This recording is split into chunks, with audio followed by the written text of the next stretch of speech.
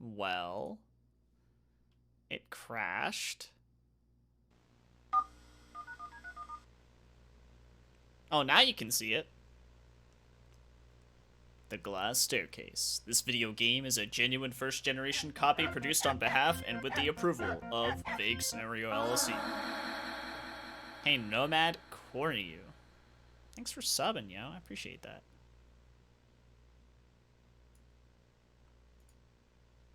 There are violent and disturbing images in this game.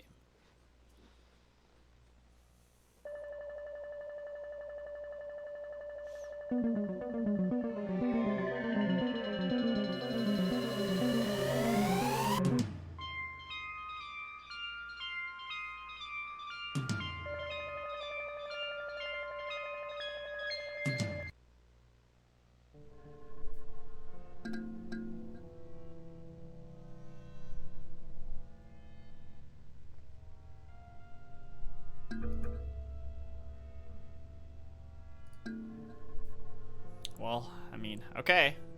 I guess let's fire it up. The Glass Staircase.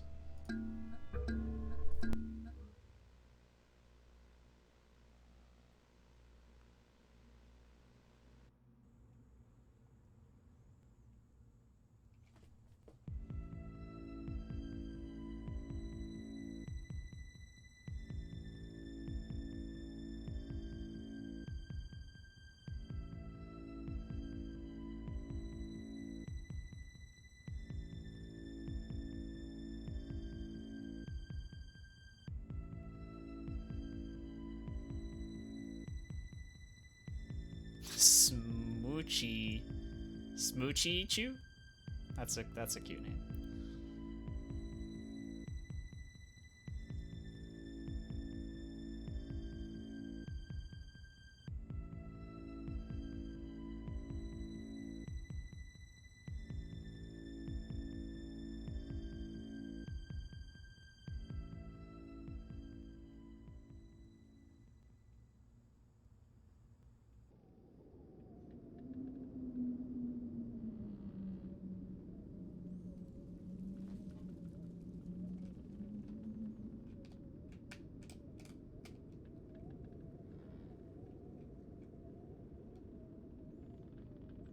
Interesting. Tank controls. Take your tablets. Sure. There we go. I took my tablets. The tank controls, though.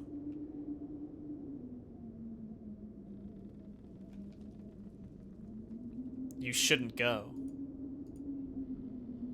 Huh.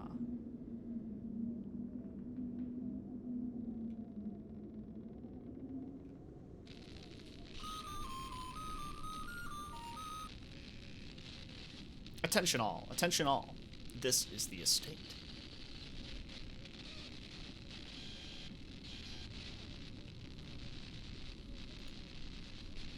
Helen, if you've already taken your tablet, please report to the dining hall. We've prepared a new task for you. The letter on the table will have further directions. Good girls take their medicine. Good girls do their chores. Good girls go home. That is all, ladies.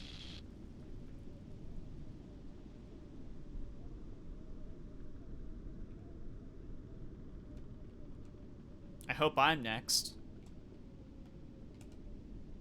They picked you, Helen. I can't wait to go home myself. A musty wardrobe, nothing of interest.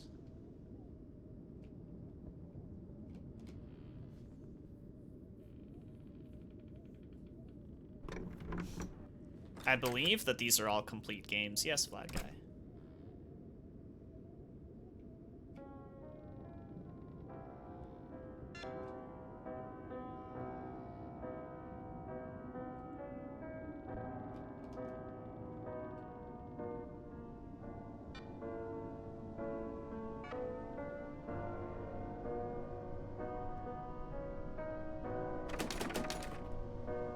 This is some interesting music.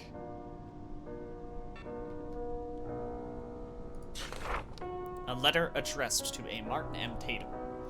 That sound you were hearing, the one at night in your dreams, that one that's been ringing in your head since our days in the trenches, it never went away, did it?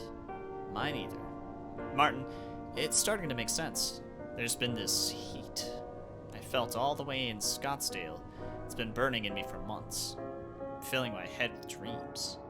Beautiful dreams. They've been telling me where to go. Sure, I was worried I was crazy, but I've met others along the way. We've all seen it, all felt it. It's not some made-up illness they've given to us. It's something real. This beautiful machine. It opens doors. I have seen it in my dreams, and I think I need to find it. I think it's where we're headed.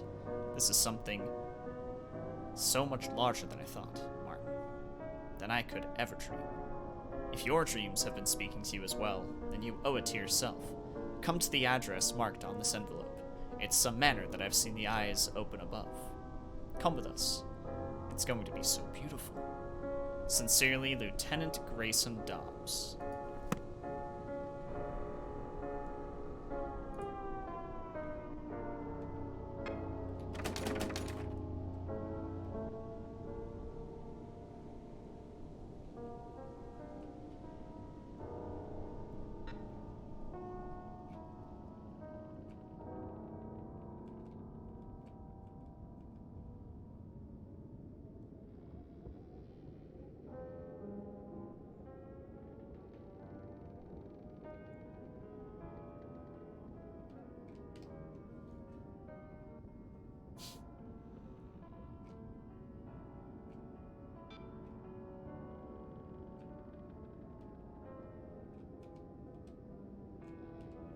It's no longer working.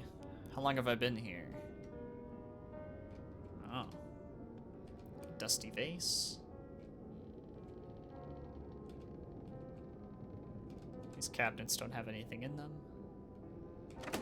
This door is locked. And this door is open. Oh my god, it has door transitions? What? Hello? Am I playing a Resident Evil game?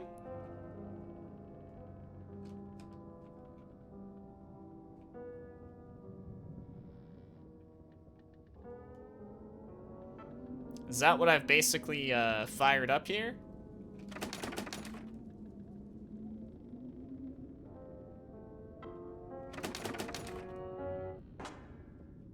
Every door is locked, but there's also door transitions. The old school is strong in this one. Yeah, no, it really is.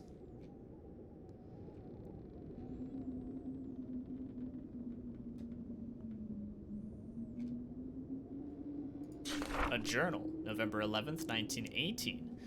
Edward at last returned home from the Great War. I give thanks to the Lord for his safe return from Germany. To think that just days before he was ripped from me to be a doctor in the war, we were married. He's returning to his job at Queen Mary's Hospital in London. What a dreadful drive it is back and forth day in and day out. And with the epidemic that's been plaguing the countryside, well, I worry for his health. God willing, he'll be alright as he helps those poor souls. February 27, 1919. My husband hasn't been the same since he went back to work. For weeks, he's been spending more time in the basement than the rest of the house. He doesn't even come to bed most nights. I sometimes find him asleep down there in his lab, asleep on his desk. And during the day, no less. I asked him if he himself should visit hospital for a checkup, but he brushed it off, saying how he's a doctor and how he knows better than me. I can't help but fret, though. He barely touches the meals Maria makes him. He used to love her cooking so very much. I fear she and the rest of the hired help are worried as well. March 4th. If the world is to know anything of me from this journal, let it be that I have always been an understanding wife. The love I've felt for Edward in all our years together has never waned, not in the loneliness and uncertainty of the war, and not in the new growing void between us, this void of obsession. As many fears as I've had, I've always put the rational aside when I heard him assure us that these experiments were necessary, and that they were going to repair what faith his colleagues once had in his ideas.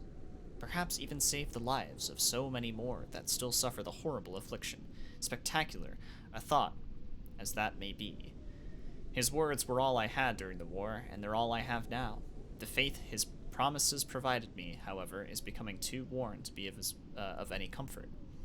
Though it was far against his will, I've been privy to the growing scope of his work for a while now. What started off as the same treatments and experiments that I've followed him through for years has become something else entirely. Large, horrible structures have been his focus for some time now. They look as mechanical as any transport I've seen, but their shape are much more ornate. The iron that holds their frames has been carved so deliberately with hellish shapes that they resemble something. I am beyond being able to describe exactly what.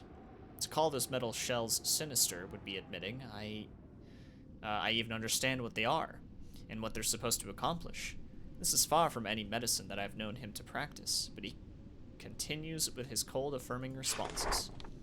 His distance only seems to widen from his work and from the sciences that he swears by, but I can only sit as idle as I can, swearing some hope that his plans are going as he says. It is hard to ignore the things I'm hearing in the night, the murmurs of the help as they come to me for some kind of assurance, expecting that I know my husband's actions half as well as a good wife should. I have nothing for them but the promises that he gives me.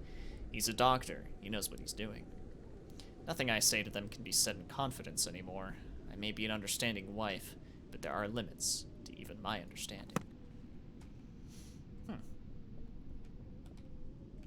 Strange structures. Oh, an old piano. Try to move it.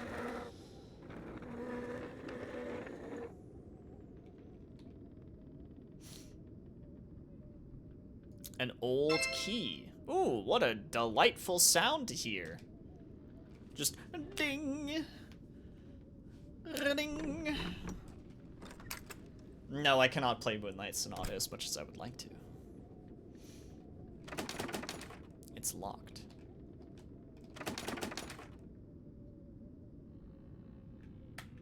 Helen, status fine. Well, I mean, what's my, do I have an inventory?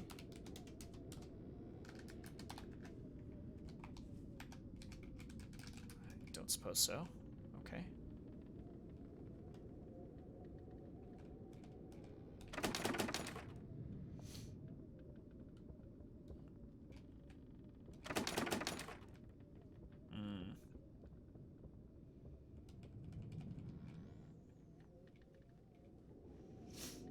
I'm a doctor. I know what I'm doing. William Birkin.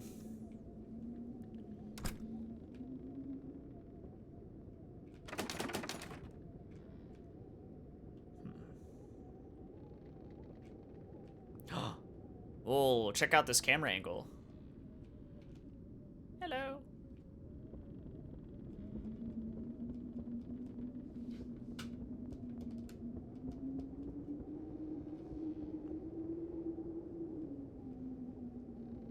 Sick camera angle.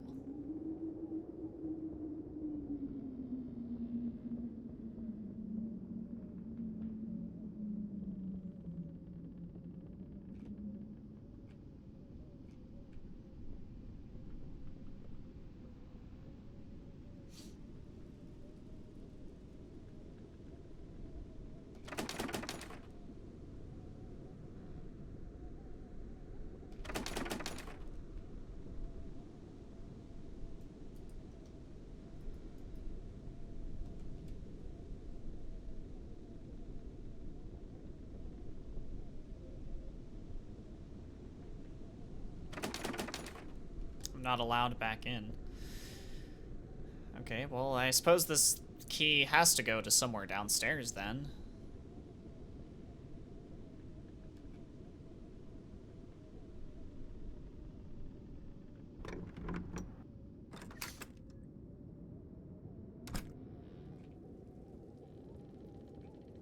Ooh.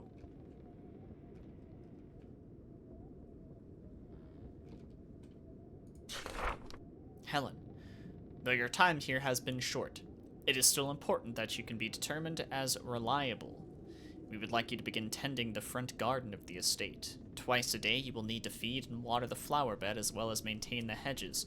We are willing to trust this task to you, as you've been very regular in taking your medicine, where some of the girls are somewhat unreliable. You can't expect your parents to want you back if you're unreliable, can you? To dissuade the others from running about outside, we have hidden the key beneath the downstairs piano. Please return it when you're done. Each day and be sure to let none of the other girls see you. You're a good girl, Helen. That is creepy.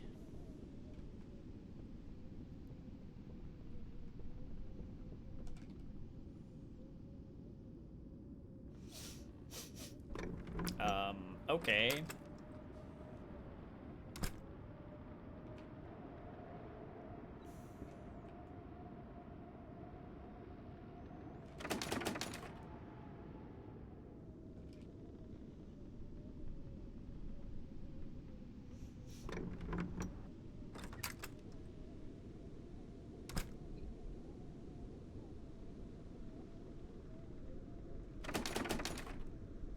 Perhaps it's just the key to the double door? Oh.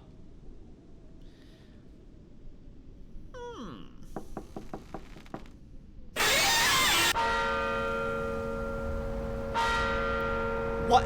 I was, honestly...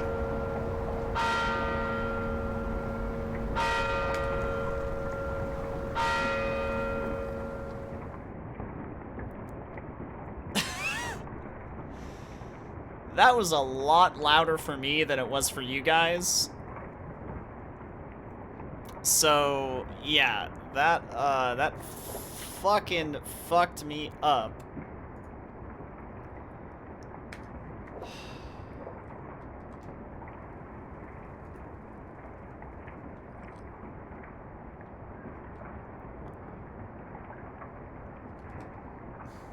What do you remember about your parents?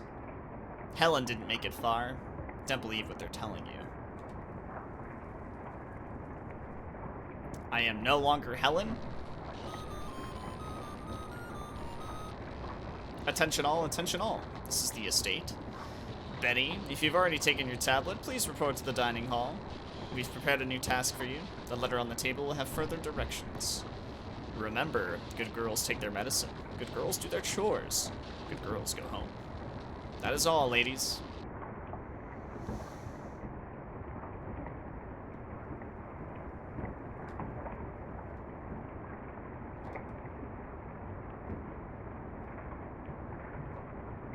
Those sounds last night. Oh boy.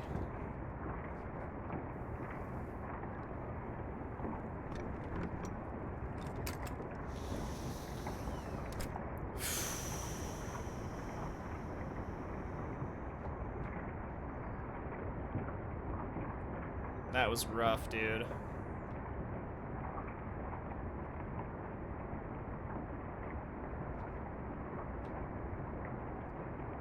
That was really rough.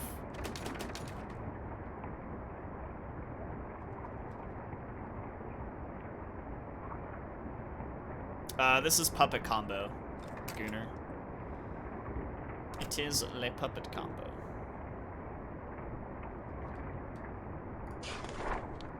Early this morning, a package arrived for me from an unconfirmed courier.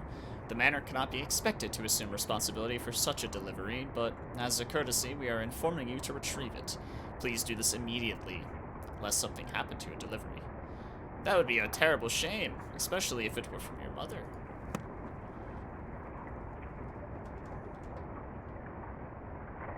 Now we know what to expect, at least, yeah. Yeah, we know what to expect. I'm telling you, that is actually, like, way louder for me than it is for you guys. So, like, that was, yeah.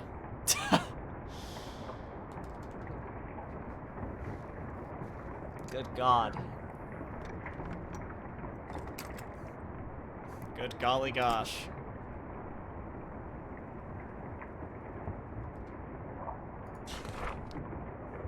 There are a great many things that I've been able to overlook in my role as lady of the house.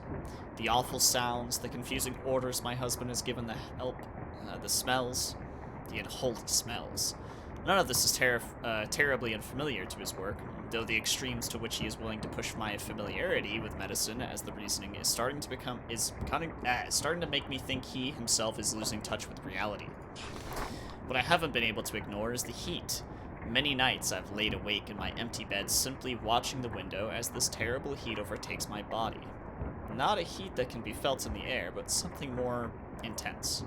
Almost like a fever, but not quite, as it doesn't radiate from me, merely finds its nest in my body, burning for hours on end. Nothing I do seems to fight off the sensation. No medication I find from Edward's records, no salve or application I can find. I've taken to simply shedding my sleepwear and staring out into the night, hoping it passes. As much as I want to believe this is merely my mind deceiving my body, the determinate nature of this illness coincides far too closely with the continuation of Edward's perverse sciences, if they even are to be considered sciences anymore. The longer I permit him to continue his work, the further away he is drawn into it, and I have no proper recourse. This is our life, and I'm as responsible as he is at this point, and I've come to understand that whatever he's come to study, whatever this illness is, it certainly isn't what he'd once fought to cure.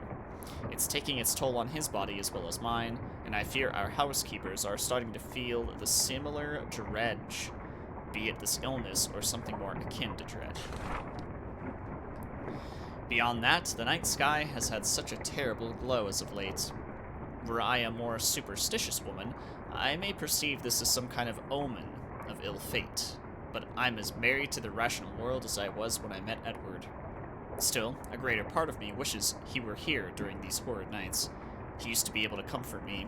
We would be able to see this terrible glow and talk it away as something beautiful. Maybe that beauty is gone. Maybe my husband is gone. That's deep.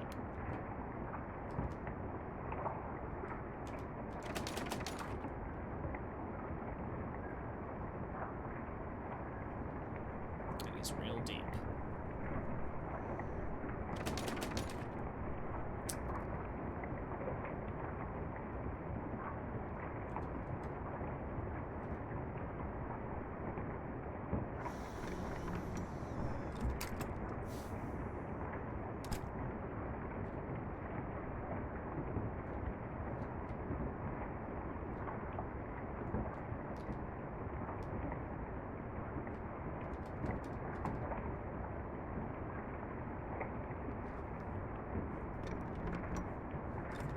Yeah, true, Haddock, true.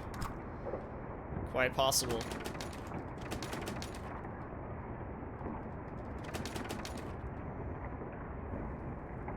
Do I actually go outside?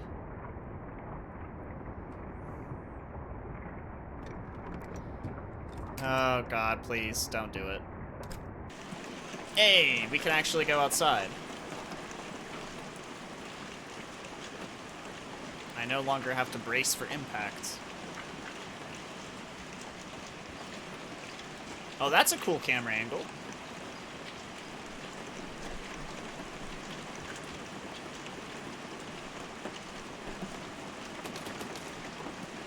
This seems to go under the house.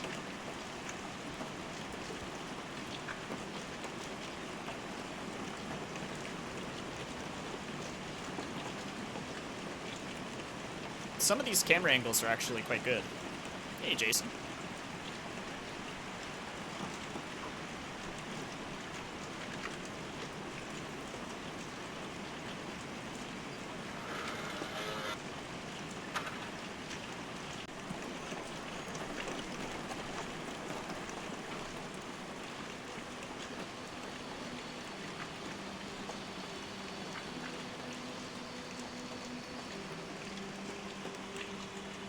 Are we hearing music for the first time?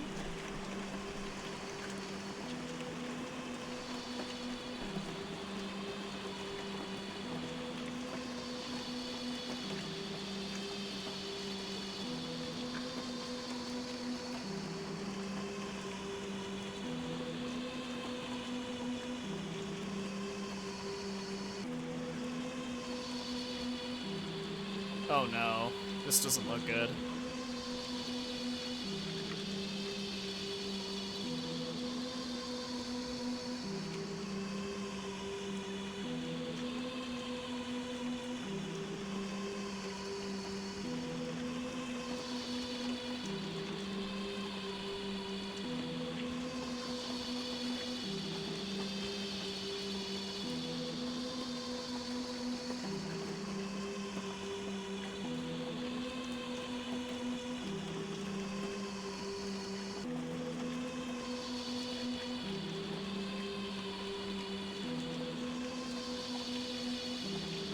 Oh, shiny. It's a package. Carrying it back inside. The music stopped. I don't even remember how to get back.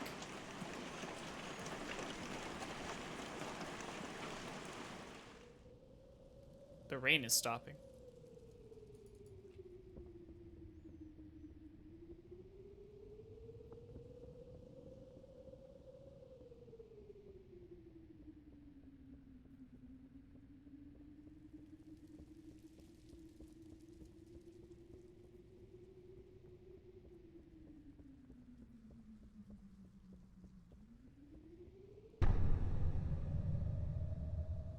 Fuck was that noise? We have all seen the eyes, have we not? We have all felt the heat that powered us here. There is only the one feeling we have all shared. And now we must wait. The wait may be hard. It may be unforgiving. But we must wait. The dreams continue to speak through us.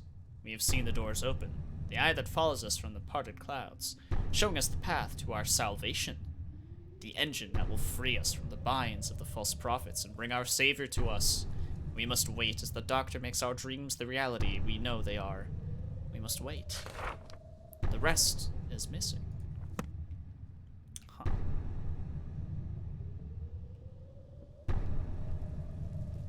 Oh. That appears to be a dead end.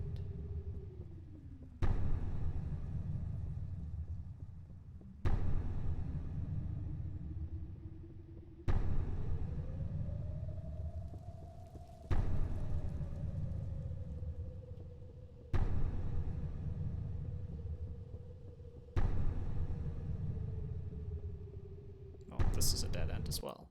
Oh! Who's that? Who is this man? Okay.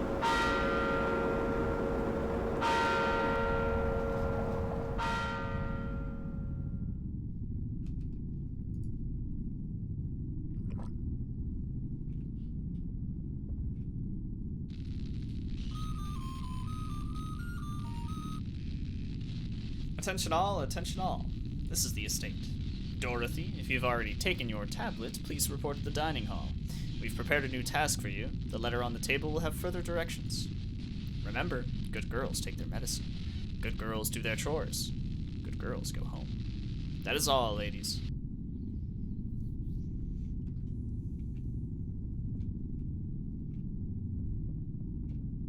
Oh my god, you're the last one left? The last two, I guess.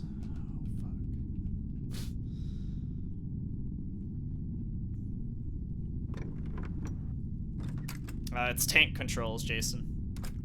So I'm used to it.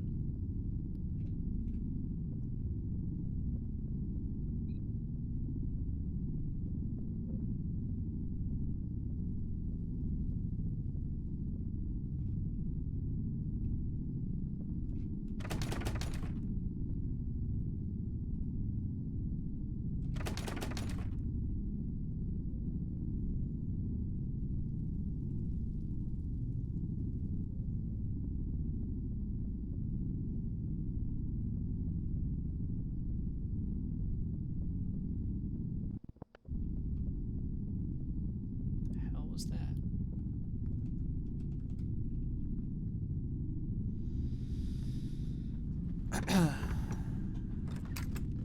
Dawn of the final day. 24 hours remain. We've begun entering the later year, and as such, our daylight hours are getting shorter. We'll be entrusting you to light all the manor's candles before nightfall, as well as snuffing them out in the morning. This is a large responsibility, but we trust that you are more than capable of it. We all must do our part here. You're such a responsible young lady, Dorothy. Surely your family will be glad to have you home.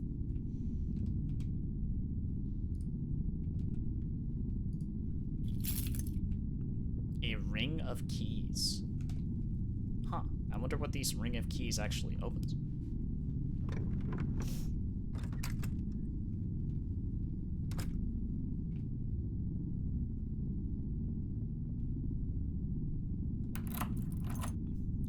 It's a store. That's cool. He just made it look too smooth. I'm just used to it. That's all.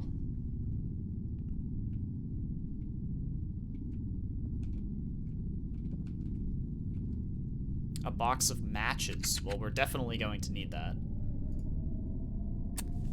Let's go ahead and light this candle.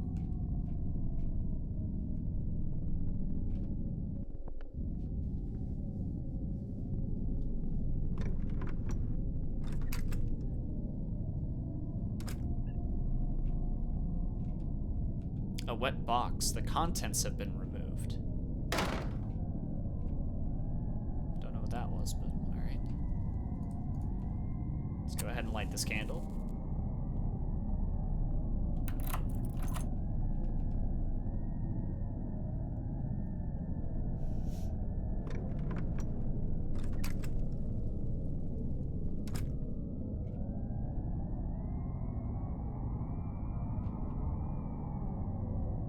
This music.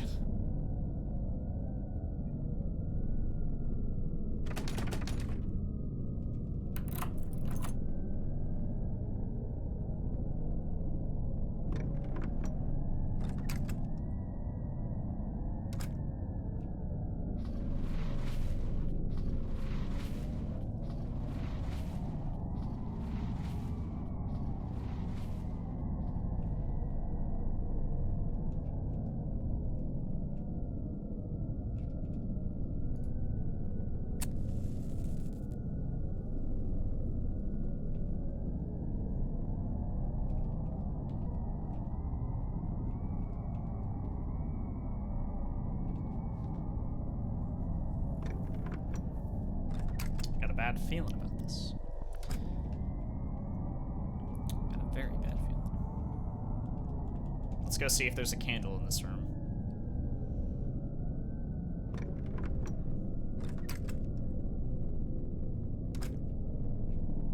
There is.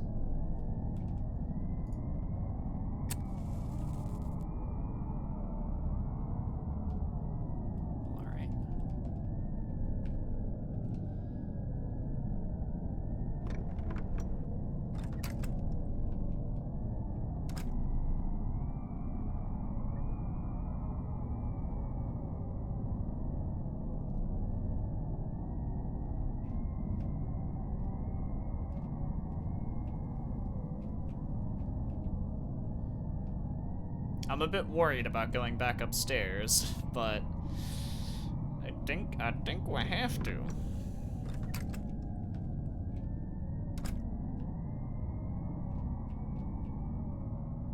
That may or may not be a requirement.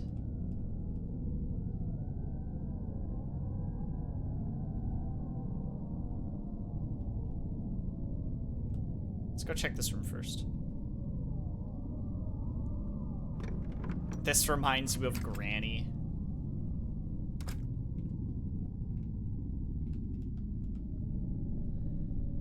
No, doesn't look like there's a candle in this room.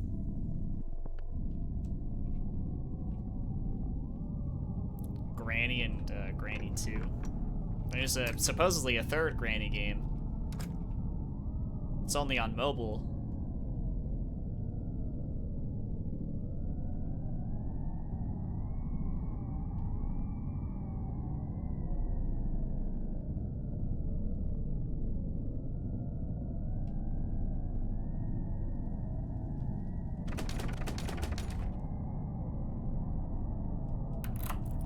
Oh no, dude. Okay, there's gotta be something in here. Well, time to die.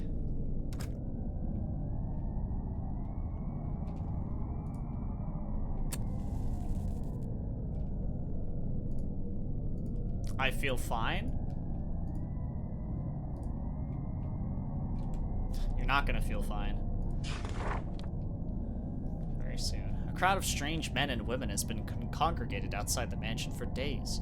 There must be at least 20 or more of them. They all have almost glassy eyes and the palest skin. They don't seem to eat or drink, nor do they react to the bitter winds outside. They stand about, shuffling here or there. Sometimes they sit, sometimes they sleep. but mostly they just stand, trying to look inside the windows or knock on the door. Bartholomew and William have already quit because of it. I can't pretend to blame them. I've asked them what they want, and they just tell me they want to see Edward. Why do these people want to see my husband? He won't even see me, let alone strangers. I've only seen him once since August. He was moving boxes through the back door of the manor. He yelled at me to get away, and I did as he said. I'm afraid. I've nowhere to go. My God. I heard gunshots, not from outside, from the basement. 6 shots, and agitated yelling for my husband. I and the servants brave enough to venture out of their rooms rushed to the basement door and called for him. There was a horrible banging at the door, and then 4 more shots. I heard something fall down the stairs before my husband screamed at us to get away. He almost sounded scared. Or worse, relieved. I can't just keep pretending that there's something I can salvage from this. Whatever he's doing is only growing in scale, and that horrible hum from his damn machine is merely the chorus to this tragedy that I now call our life. God, Edward, please. November 8th. Maybe what I knew of my husband and his work was always a lie. I want to believe that something changed in him, perhaps during the war, perhaps in his need to find an end to this plague as we understood it. We used to speak of all kinds of things for our future, and maybe it was simple, perhaps even idolized. But they were all a dream that we could both see so clearly. I can't seem to see that dream anymore. That world is buried beneath nothing but the agony I felt when I last saw his cold, dead eyes. Eyes not far removed from the gangs of shambling lunatics that gather at our doors at all hours. Perhaps there's a new illness that I, nor any of our help, has heard of. It's not as if I've had the opportunity to leave this prison in so long. The whole world could be entrenched in another great war for as far as I could know. A prison. That's how far from those dreams of the future I've gone. The home that we were to grow together has become nothing more than a prison that I live a walking nightmare in. Perhaps that waking nightmare is preferable to the ones I see at night. On the rare occasion the heat doesn't return, shaking my every fiber awake. There is no doubt in my mind that he can no longer see the future we once spoke so wistfully of. I doubt he can see much of anything anymore, nothing beyond that hellish engine he's brought into our home. At first, I had been able to ignore the abominable sins that my husband has brought into our home, but with each night there are new terrible sounds, some mechanical, some horribly human, all completely unnatural. I'm no doctor, nor shall I ever hope to become one, but the godless acts Edward has begun participating in, and the droves of mumbling madmen that now gather at our yard in some kind of perverse congregation, tell me that there is no longer a hope in my heart that my husband is any more of a man of science. If there were such a hope, it died with whatever abominations he has taken to shooting in the dead of night. I no longer know if I fear my husband, but I am certain that I fear whatever that thing that has replaced him is. Edward has allowed himself to be taken to hell, and I will doubtlessly be forced to follow. Wow. There are a lot of notes in this game, lots of writing. This doesn't seem to be the last room.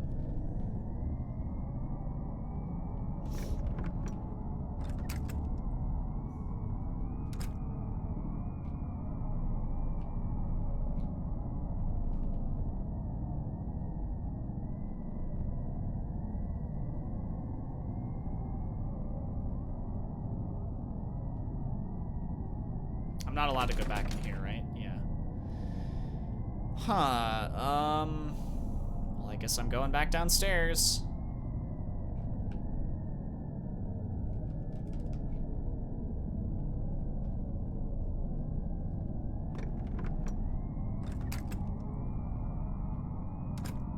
What's with the dream thing? We haven't really seen, like, a dream.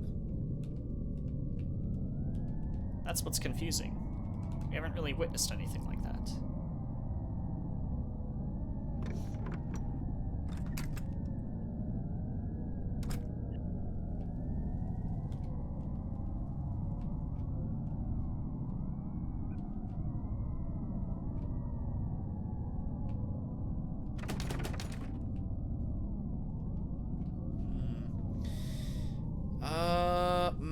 I don't know. Maybe we need to go outside?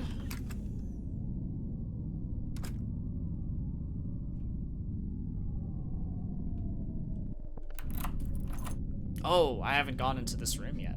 Interesting. Okay.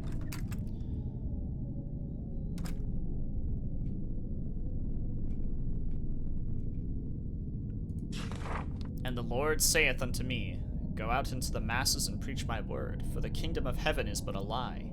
Indeed, 'tis a lie, a lie. The God of our forefathers is dead, and in his place we will awaken our new Lord, our better Lord. From below, below, we will arise, arise, and take the smoldering world of man. My brothers and sisters, our salvation lies in Dr. Edward Sullivan, prophet of the New World. For our lives do we owe to him.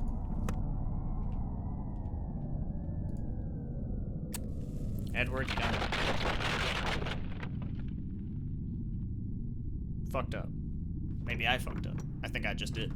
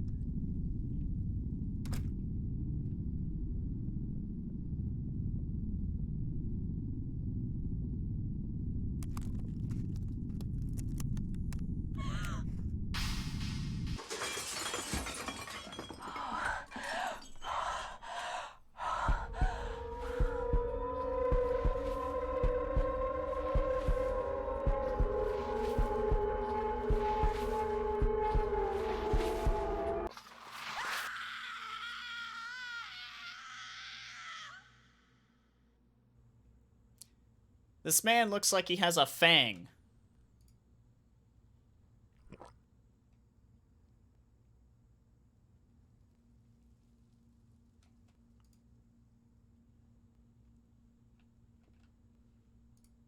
Ooh, this girl hasn't been taking her pills. Oh, but what does this mean? Ah.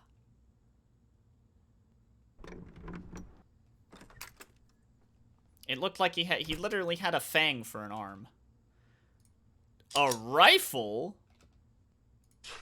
I left the rifle like we talked about. You have to kill it tonight. The door to the laboratory is under the porch. Oh shit. Oh shit.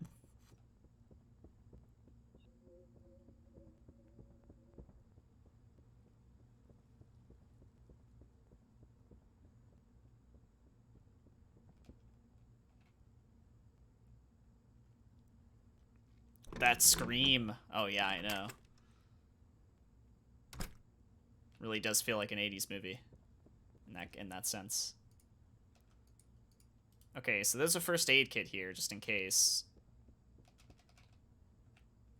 I was just checking if it was still there or not because we found it earlier.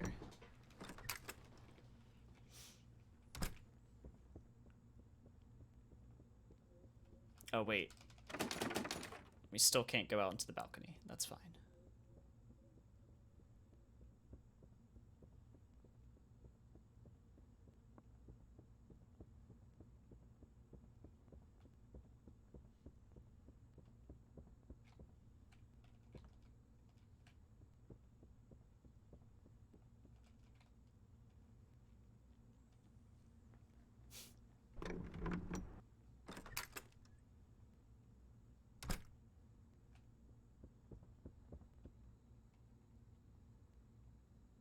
It's so quiet, though.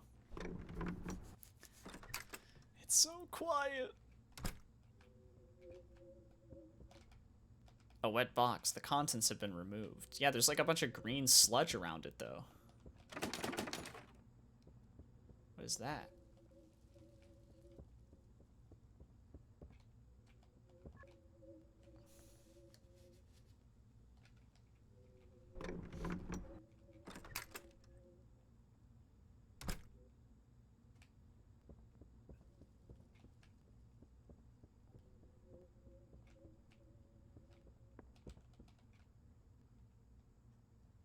Hey, Virgil. Okay, we're going outside.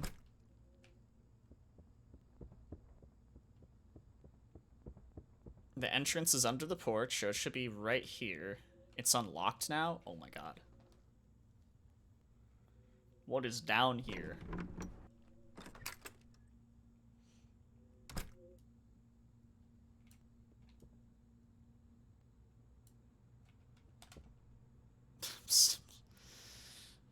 Got a bad feeling about this.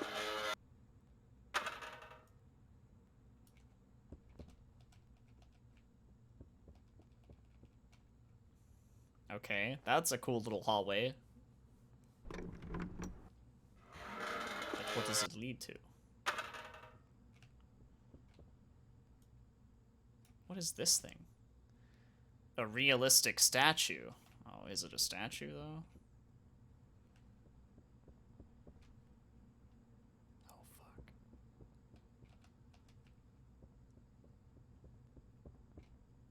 Oh god, spoopy hallways.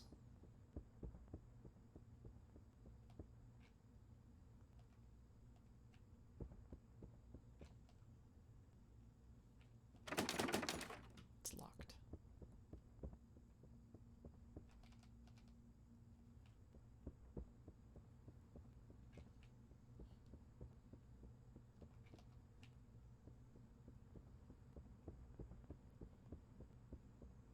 Let's see if this is locked. It's not, okay. You think there's gonna be just some hugs? There's gonna be, some huggable statues? A portrait of a man, is it the doctor? Perhaps. A bust of a man, he must be obsessed with himself. And there's a letter.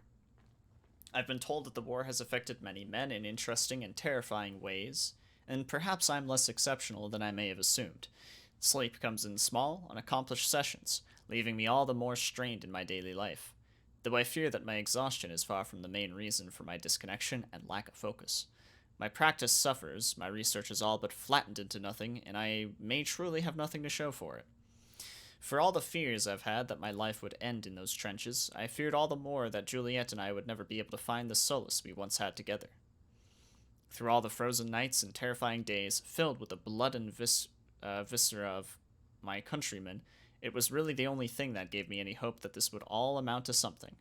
And what of that motivation? Completely squandered, proven to be as fleeting as my own fidelity. I returned from the horrors I witnessed, only to feel nothing in the home I left, and comfort in the arms of but a girl in my manor's employ. I can't even begin to hold this weakness against Maria, and much less Juliet, but ever since I returned there's been something in me. Something that wasn't there before. That newfound mental peculiarity may very well be responsible, as my sanity first started to prove unreliable as I began to recognize the faces of the men that were held together under my knife, and the will of God during those horrible days. Some men I'd met on the long voyages to the fronts, some I knew more personally. Once I had spent well past 4 hours working on the shredded chest of a young man caught in the blast range of artillery. The operations had felt so mundane that it wasn't until I was sure we'd lost the young man that I'd recognized him to be my cousin, Garrett. I don't think I had a single tear left for him when they shipped him back here, to the family burial grounds beneath my very feet. Why could I not shed a tear in the realization that I'd lost a childhood playmate, a family member, a true friend? Maybe that was all I needed before I felt the weight of the war pressing down on me, and the dreams began. There was no subtlety in the onset of these visions. They came as hard and heavy as one could expect of a fever, but they seemed much different, much more visceral.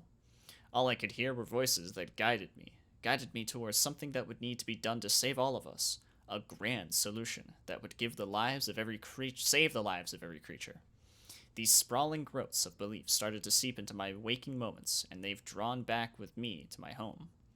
I want to lose this, but I feel the voices are only stronger here. They've driven my madness to places I cannot stand to see myself go. They've drawn me to take the body of a young woman, to betray the only future I wanted, with the only woman I wanted it with. God help me, Juliet. Please forgive me one day. I need to find something to satisfy these voices. I need to return to my studies and save whoever it is that must be saved. I need to sleep. This long, and I can still barely look my beloved in her face. I draw away from her every time I need her most, as I know I do not deserve her. Maria continues to concern herself with me at every turn, and as much as I do care for the girl, I fear she must not understand my true feelings for our deed. So I hide now in the laboratory I've made of our old cellar. For all the sniveling and self-loathing I've done in my self-appointed isolation, I've begun to work especially hard on this newly spreading disease from the southern of Spain. It's create a key focus on my work throughout the days. Maybe even give my dreams something to focus on. Perhaps this is the cure and salvation my weary mind needs. Maybe this is how I'll save us all. My research has been progressing as slow as one could imagine it would be for such a new field of study, but perhaps this is where my old dreams may be trying to aid me once more. It seems strange, perhaps, to give any credence to my own delusions, even if I simply try to excuse these actions as feeding a growing hole that my exhaustion has been creating. I think my dreams may actually know something I do not. Upon researching some further notes left by my grandfather, I found what appears to be a type of blueprint that has come remarkably close to the very structures I've seen in my waking delusions. The rational part of me wants nothing more than to place my knowledge of this device as some distant memory of having seen the same blueprints in my medical studies for university. But the honest part of me knows better. My visions are becoming too prophetic for me to believe than the simple soft-headedness of my war-shaken mind. There must be a reason why they've become so much clearer since my return to the manor. I must continue delving into the catacombs below, where the old notes were held. Every indication is telling me the remnants of the machine are somewhere on the grounds, and Grandfather's old journal strongly suggests that he had them crafted for some kind of cure himself. What it truly does, or how it could be expected to work, is far beyond anything in my own field of studies, but if I continue to follow the development of his notes, perhaps it would all work out in the end. The more bizarre and detached my research seems to become, the more clearly I can see the dreams again, and the clearer images they start to make. I see hints of a design, something that seems utterly alien to me, but at the same time, it has a familiarity to it, like something I've seen in much deeper, softer memories. One's faded deep into the back of my mind. I just need to listen a bit closer tonight. Maybe I'll hear something clearer. I think I've come to realize what's being asked of me.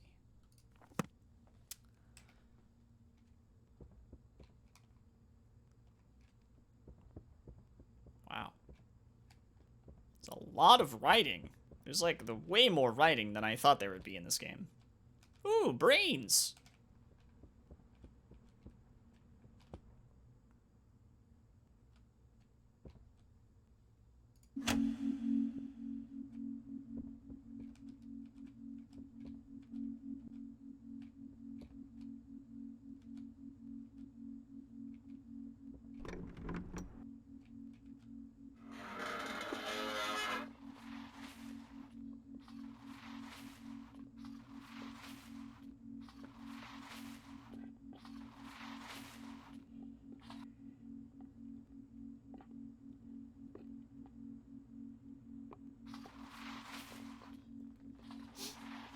So this is him? This is Edward?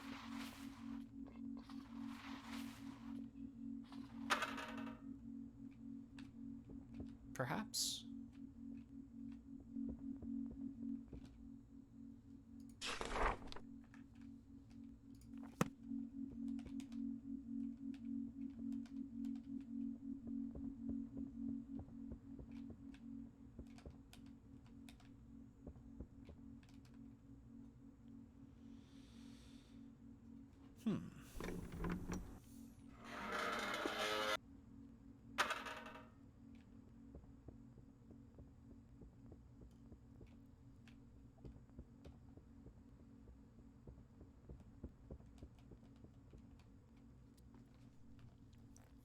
Interesting.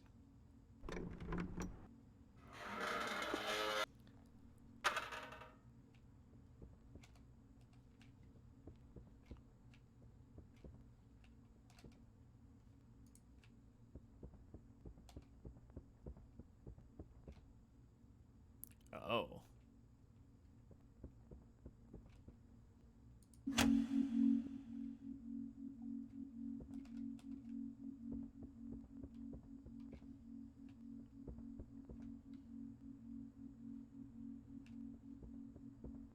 Well then.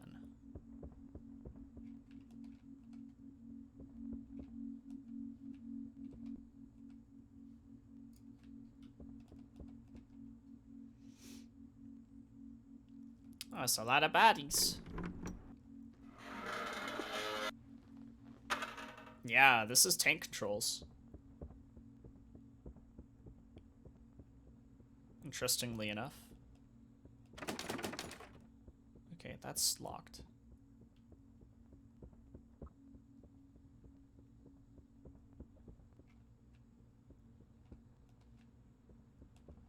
I think we need to go back to this hallway. Hey, Nurse Ketchup. I kind of like the tank controls. I haven't played a game with tank controls in a while. Excuse me.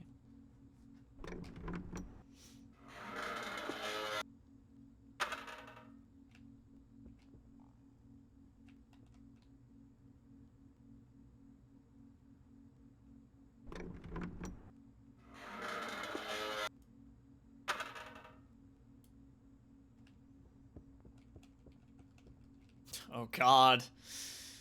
I mean, this door just, oh god. Oh no. Makes me think there's something real bad behind it. Okay. Yep, this is definitely the type of hallway you don't want to see.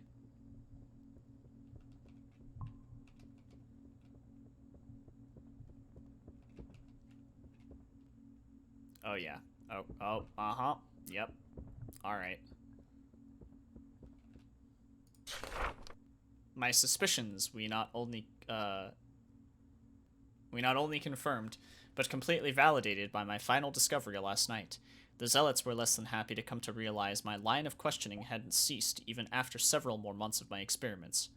The Hierarchs took to keeping me as content with research material as possible, hopefully to keep me stimulated. Perhaps too much so to ask my questions, while the radiant heat from the engine slowly cooked away my mind and warped my body. It's quite unfortunate for them that these walls are my walls, and that I know where to get anywhere I need to in this matter. This is what led me to finally listening in on one of their perverse sermons. The things these madmen ramble on about would give a man pause, but hardly make him listen far beyond that. I've been far too close to these happenings for far too long to not listen, though. Listen and understand. They spoke of their great god and the machine. They spoke of how it communicates through their dreams, as it had with me, showing them prophetic visions of the future. They speak of the day the machine has finally fed the blood of the last innocent. They speak of the blood-red sky opening to their lords, the convergence of the two worlds, the legions of our fallen that will return to herald in the reconnection of the true world to our own, and the slaughter that will fill every city of man, and that their own bodies will begin ascending in their holy vessels. Everything I've been seeing has been given a new context, and I realized that it had been betrayed. Every single thing the entity had told me had been a means to complete the bridge, Cain's terrible staircase to his gods. Were I a weaker man, perhaps my mind would have been so gone as to this news meaning nothing to me, but the truth is before my eyes. I will bring the devil to this world if I allow the machine to continue running. The more blood I spill, the closer I get to ending it all for us. The maniacs seem to have yet to notice how suspicious I've become, which will work to my advantage. It will take no time to disable the devices that power this hellish engine, and hopefully even less time to destroy it. My body may be changing the same as all the others, but my strength is far from gone. If I can truly dismantle the device, then I may have some chance at salvation. This will take some time, but if I'm left to my devices as I have been, then I will have the time to tie up the loose ends that may be left in this research, and plan for safe passage of my darling Juliet. Oh God, Juliet, my wife. How have I betrayed her? If she still even resides in this hellhole I've created for us, then I must tell her the truth. Seek some kind of forgiveness. Though my acts may have been as evil as any lunatic's, let it never be said that I stopped loving my Juliet. I will save her from this future. I will end this all myself. I just need enough time to put this in motion. Please wait for me, my love. Let me be the man you know I am. To the care of Dr. K.H. Hauser.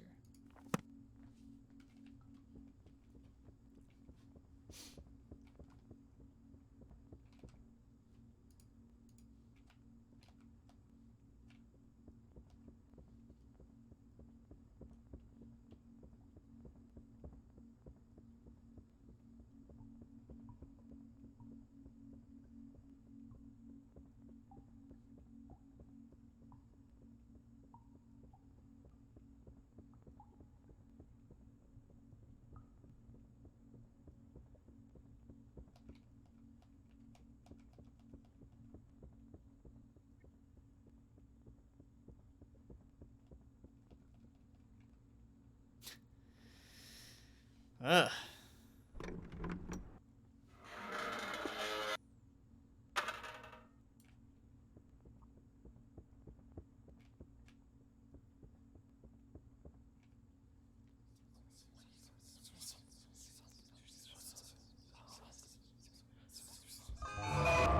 Ah! What the fuck?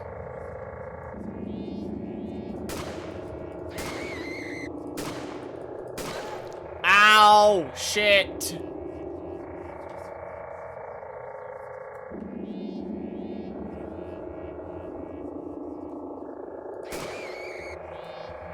Run! Oh my god, Dorothy, please! Oh, I got no more ammo. Oh, I gotta reload. That's why. What the fuck, man?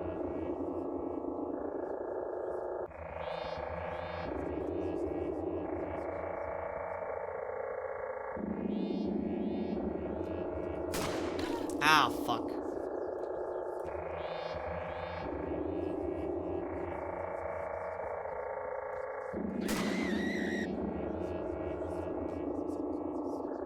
Oh my god, she's so fast.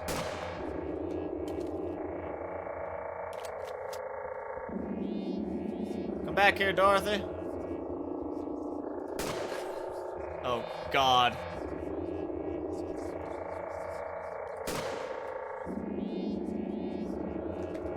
Oh god, I'm in danger. Oh, it's locked. Oh, I got her.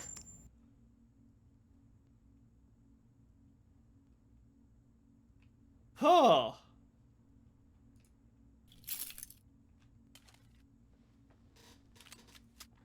Good god.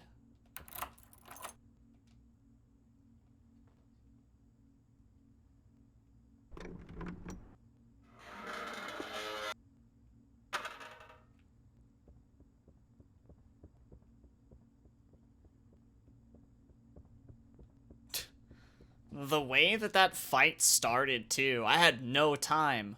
I'm glad I didn't get hit when, like, the fight started initially, otherwise I probably would have died. Alright, I need to go get this heal over here.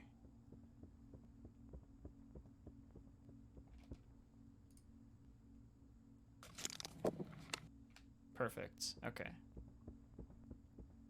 Has this game saved? It has quick saves, I'm pretty sure. Like, it auto-saves for you.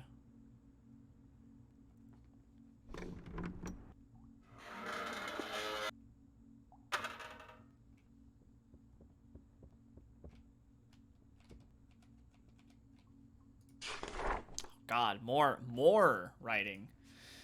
Months of trials, months of failures, months of that infernal voice pushing itself deeper and deeper into my brain. With each failed test, the being seems to grow more and more impatient, not being able to figure out how to communicate its help to me, wanting a chance to get its hands on something uniquely corporeal.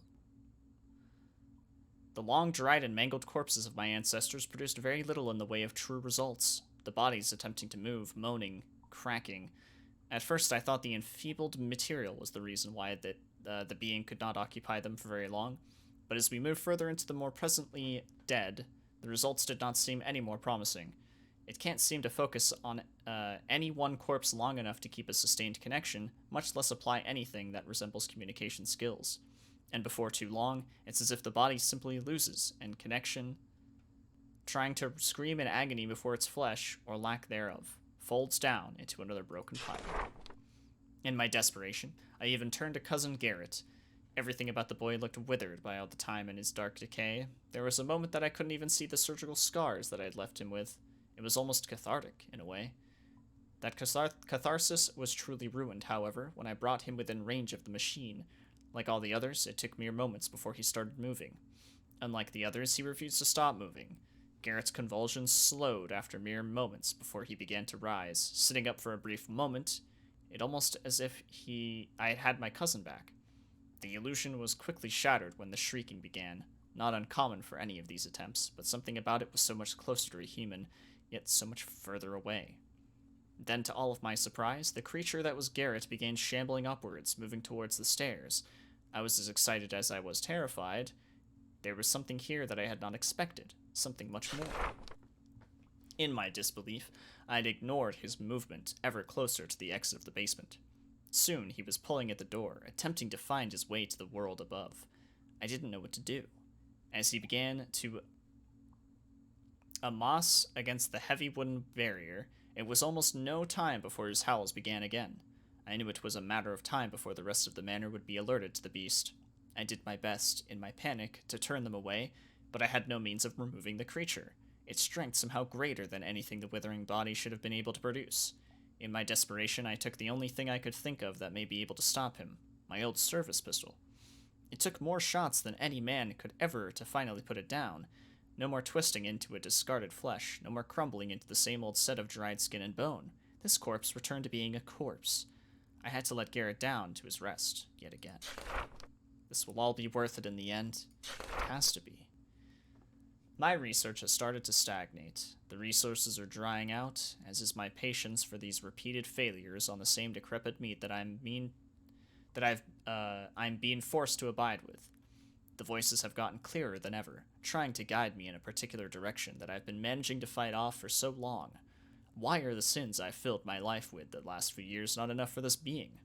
Why does it think that the corpses and parts that I've been forced to work with, manipulate, aren't good enough? The failures to keep a host alive long enough is more than obvious now, and I fear I have no other option but to give in to his alluring promise to finally end this expansion. I will need a living host to continue this work. Perhaps at one point this may have shocked me to the point that I would leave this maid search behind, but perhaps it knew that and kept this knowledge from me just long enough to hope my drive would get me past such a moral hard block. Perhaps me knowing this has given me a sort of split that I can escape to in my reasoning, but every time I'm forced to look at that painting of the bastard Kane sitting in his lab, staring down at me as if he always knew I'd never succeed his work, I feel just that little bit of pride push me past the barrier that would hold my dream to the realms of morality. Thankfully, the being has provided something more than adequate to satiate this hunger. For the better part of the last year, I have heard from the staff, and what little I do hear of them, that strange groups of men have been congregating and asking to see me. My work has been far too important to spare them this time, but thanks to this recent break in my research, having been held up for some time, I was able to speak with the ringleader of this growing army of confused zealots, and in this, have learned of their reasons for being here. They know of the being, and they need my help to contact him. They treat me as if I'm some kind of foretold prophet.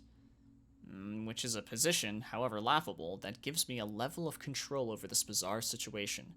When I suggested what I may need to the head zealot, he seemed almost pleased to offer me exactly what I was asking for, a short, steady supply of living subjects to continue to use as catalysts for the research. Perhaps this will do as little good as it always has, but I believe that all my questions will soon be answered. We've been using the hidden entrances to accommodate as many of these subjects as possible for any number of tests. The young, the old, the strong, the infirm. All the subjects only have one thing in common, and that is that they are more than willing to do whatever it may take to see this being into our world. I can't be certain how much of the being's words I can actually take to heart, but I know that this may be all I have left for my research. Perhaps the answer I finally seek is within grasp.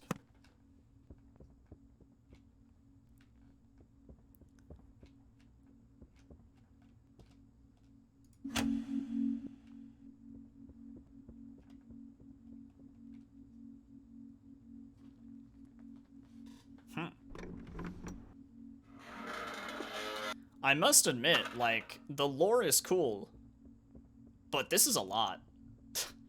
This is a lot of writing.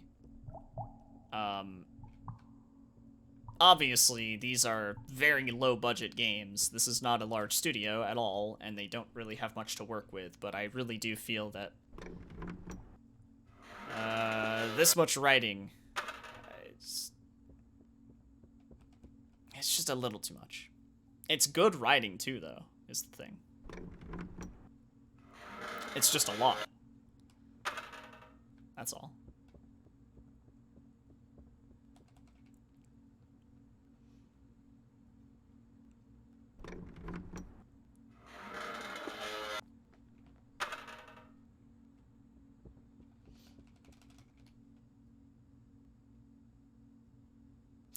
Getting close to the Alone in the Dark's 49 pages of writing. Was that in, like, the original, or which Alone in the Dark was that for? Hey, we could Jester. I've been expecting you. It was foretold by gyromancy. Thank you very much for the raid. I appreciate it. How are you doing?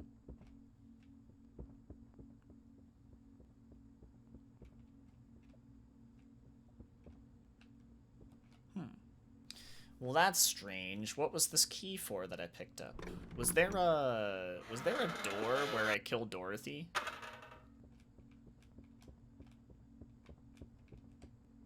There was a door where I killed Dorothy, huh?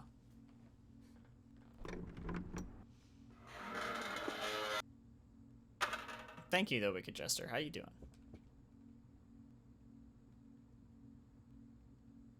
Are you okay, Mobster? Was that your cat? Didn't you try to open a door right before you killed her? Oh, maybe. Maybe. I'm going back already, so let's find out.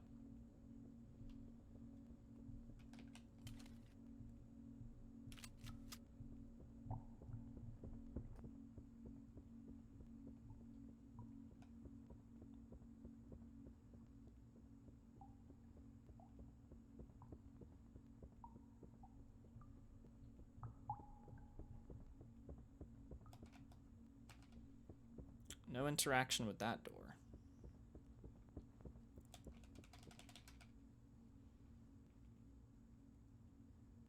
Countdown vampires.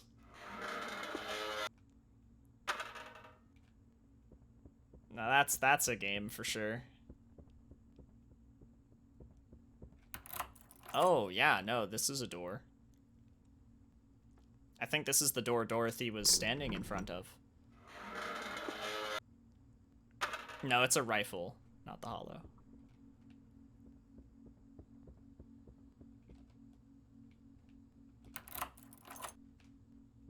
Interesting.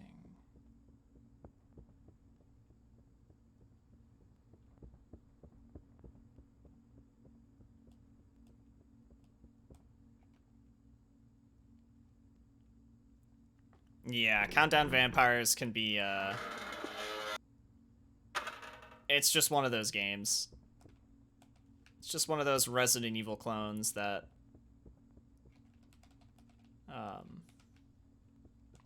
does a really good job of being a Resident Evil clone. This is probably the coolest room so far. Ooh, don't turn that on yet. I must do more, tinkering.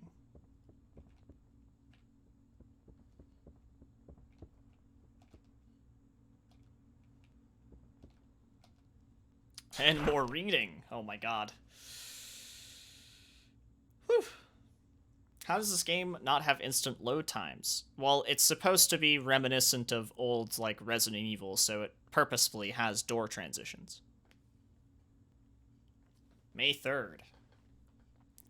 The research has progressed at a rapid pace. There's no shortage of work to be done, and no shortage of volunteers.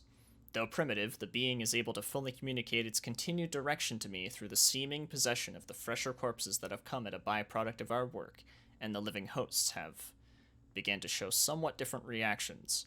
Symptoms similar to mine, from when I'd originally began my work, are common in nearly every one of them, but the longer their direct exposure to the pylons and the energy is, the more detached they seem to become, mentally. The reactions seem sharper, but cognitive functions seem to dumb down to such simpler, more passive series of reactions. They have no problem identifying orders, motions of actual threats, but they frequently seem to forget the answers to questions that they knew just days ago. Some of them, when held to the effects for even longer, begin displaying signs of violent mania, often lashing out and attacking other subjects, or, often to their misfortune, me. I do not like wasting any life, much less the life of a subject, but once this mania takes hold, there hasn't been an observable way to bring them back to any kind of lucidity, and certain adjustments must be made to ensure the safety of the others. Troubling as these effects to their mental faculties are, the symptoms themselves are getting far worse in the other regards. The longer a living subject is exposed to the radiating energy of the pylons, the more their physical attributes begin to reflect this strain. Many show signs of sun-damaged skin, though the flesh itself seems to thicken and swell. Some with boils, some simply to resembling something closer to animal hide. Often their limbs will start to show signs of distortion, but seemingly to no awareness of the subject itself. This is also true with many other changes to their physical features, be it their facial feature distorting or some increased mass to their overall bodies. The entity feigns some kind of ignorance to these physical and mental abnormalities when I attempt to probe further on the effects of the engine, but I am starting to detect a similar pattern between these cases that is leaving me with some kind of increased concern. As fascinating as this progress is, it's creating an uncertainty that wasn't in me before. How long must I wait before the intentions of the machine and its mysterious designers? Their closed lips on the subject have always left me with more excitement than concern, but with the increasing show of these mutations caused by it and the degenerative cognitive defects that are occurring, I can't help but feel that this was part of their plans, letting me work on the machine until those same effects came back on me. Perhaps this cultite that has come to live in my family home understands more about this being than they led me to believe. Spooky.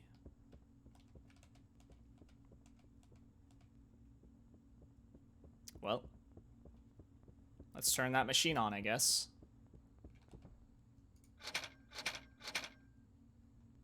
Nothing happened.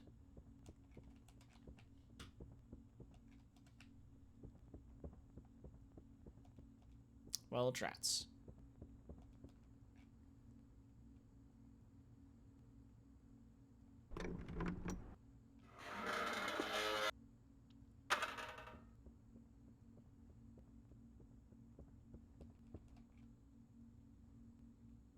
There's a lot of good things to copy from Resident Evil. Why add load time to things? It's not adding load time, it's literally just... It's like, they just want the aesthetic of door transitions. The idea of door transitions in Resident Evil was to give you the suspense of not knowing what was behind the door. What lurks in the next room and whatnot. This game is trying to do the same thing, basically.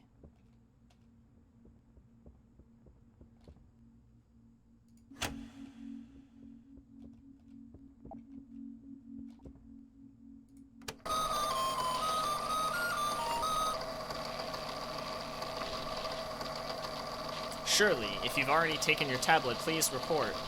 We've prepared a new task for you. The letter on the table will have further instructions. Okay. So we're playing as Shirley, right?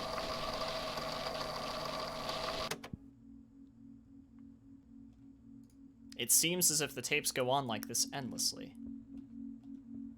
Oh. Interesting.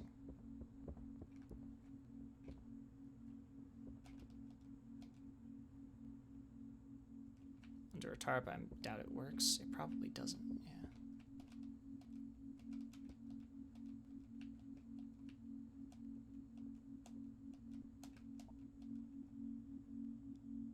I'm not sure how to operate it.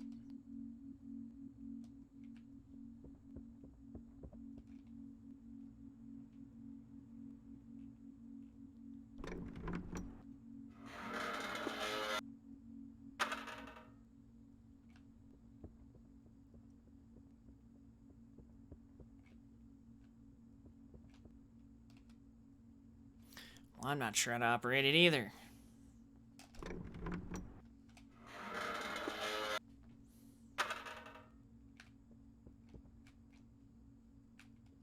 Oh, this is where we fought Dorothy. Don't really need to go back in there now. I mean, at least these door transitions aren't like Code Veronica door transitions where they take like 10 fucking seconds.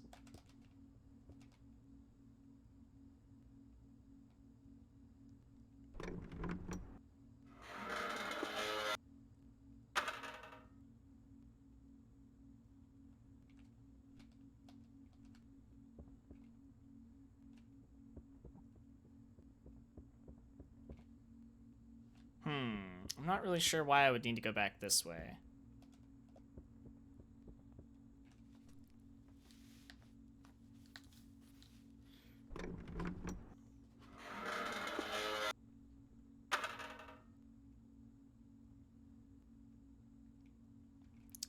I'm not exactly sure. I think the fog just became a staple of the series. Like, after the first game, I think everyone just really enjoyed the fog.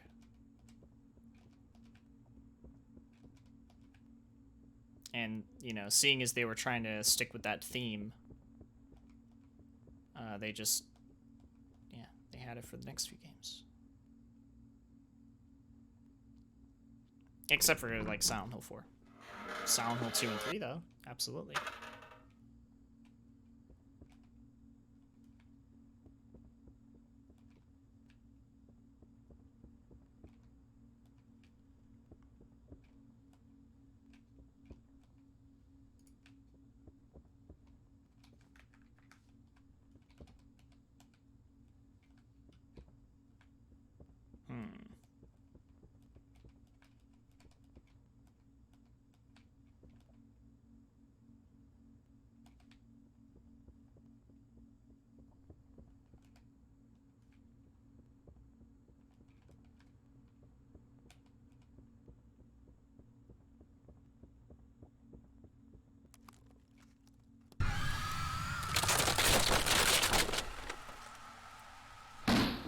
Ah! Nope. Nope.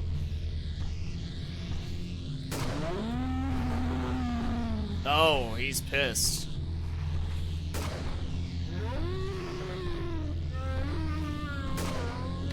Oh!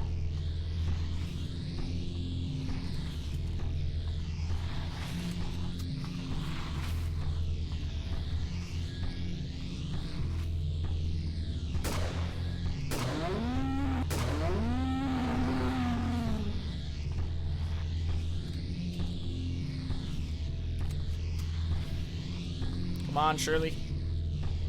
We got this. Oh god, bad camera angle.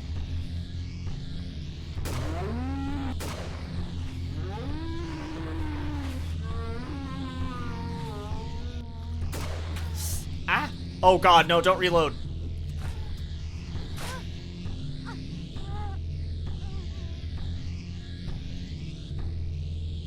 You died. Vertical stretch.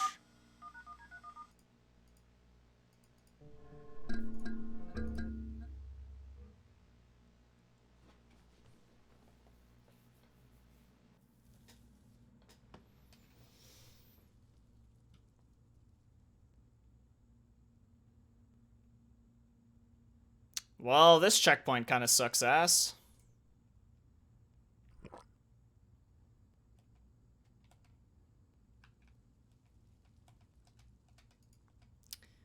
But at least I know where to go, and I don't have to do all of that reading again. So it shouldn't really take too long to get back there, right?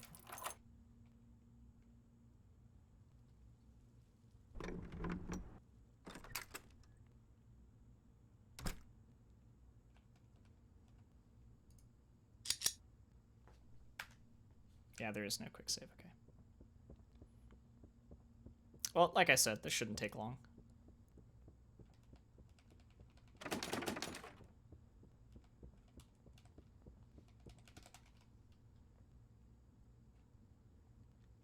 Time to no-hit Dorothy.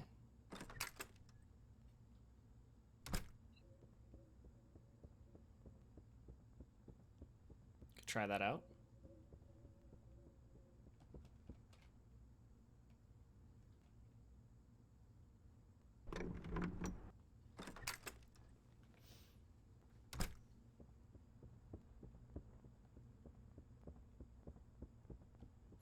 Come on, Shirley. It's time to run it back.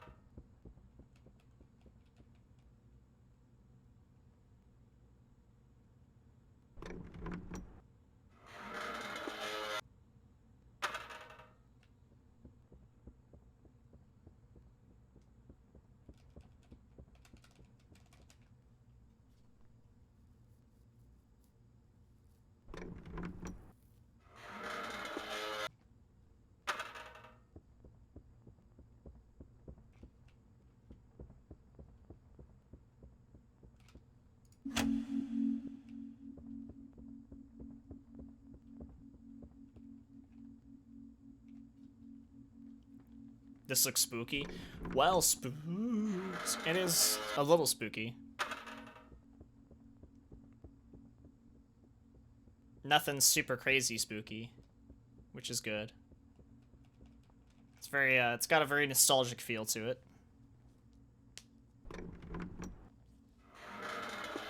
I've only been streaming for 4 hours? Wow. I don't know why it's felt like longer. Maybe because these notes are so long. Did I just...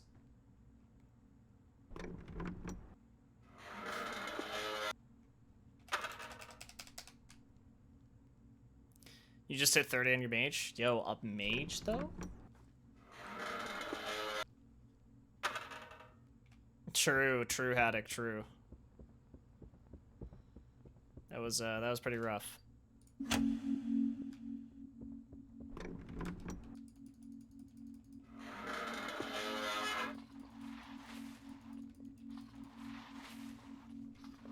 Congrats, though. 30. What was I doing at 30?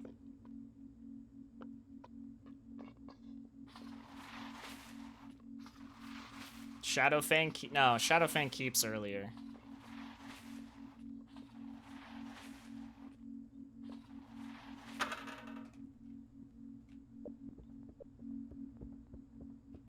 I don't even remember what there is to do with 30.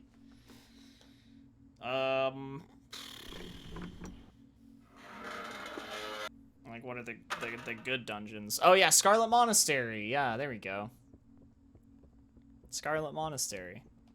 Just grind the shit out of that for a little while. Go do graves and... Library, I think it is.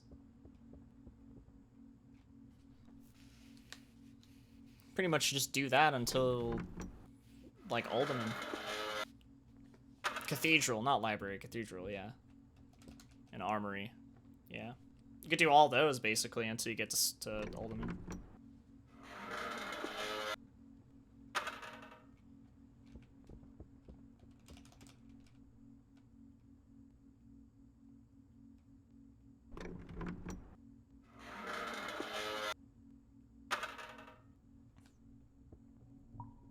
Buy boost at Maradon. I mean, you don't gotta do that. I think there was a... No, that's the first aid. Oh, I think there's a door I missed then. Hold on. Or was there a door I missed back here? No. We just go kill Dorothy.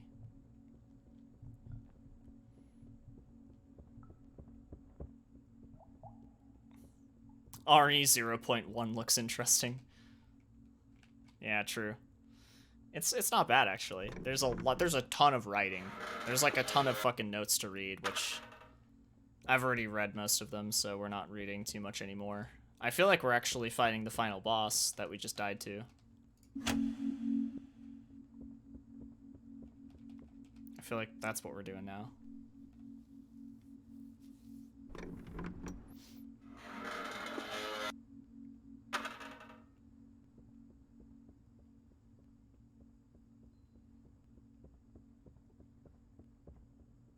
Which I think is Edward. Honestly. I think we're fighting Edward. Oh god, but first we gotta do this. Fucking Dorothy.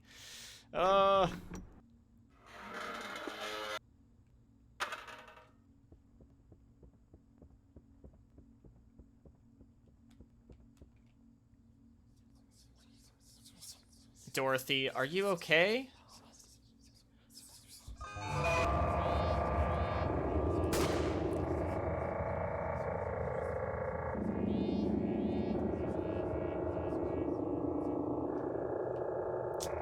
Awful camera angle.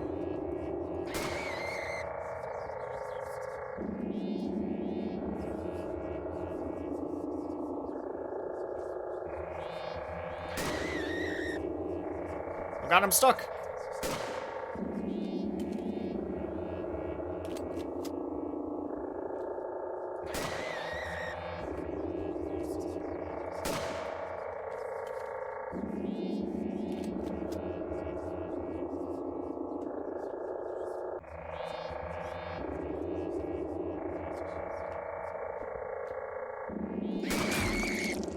Got her.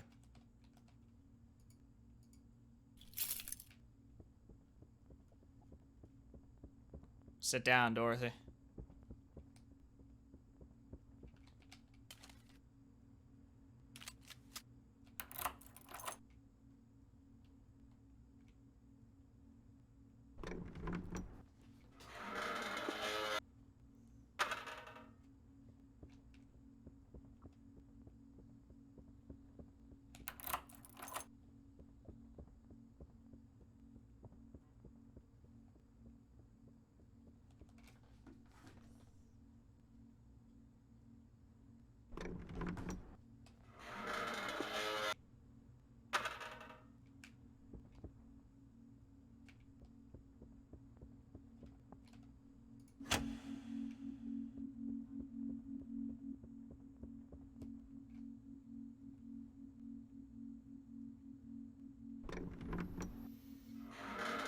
Okay. Here we go.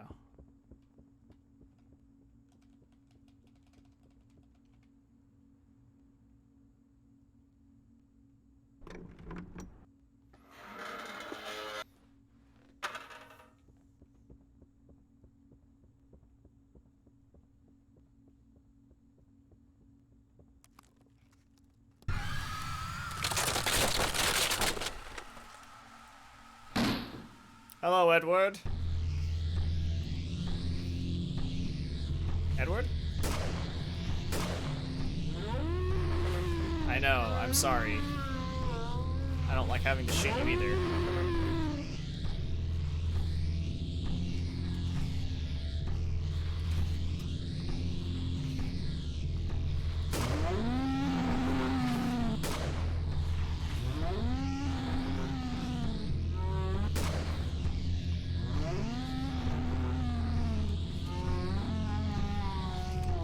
Oh, God, I need to give myself more time to reload.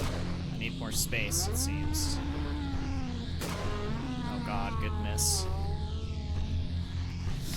Shit.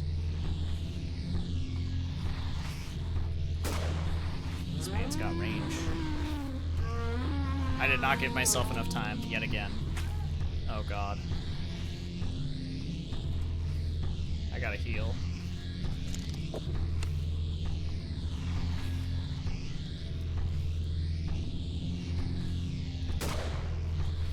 Are you fucking kidding me? God, the aiming is not good. I will say that much. The aiming is really bad.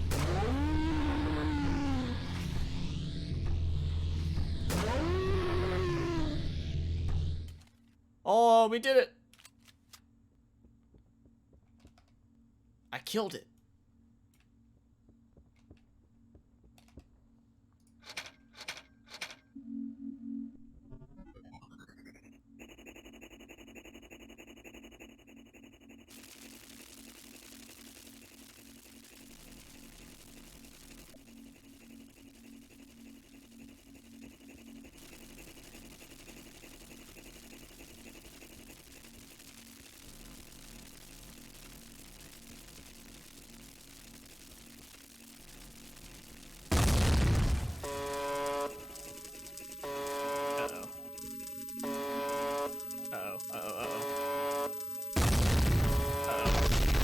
Do.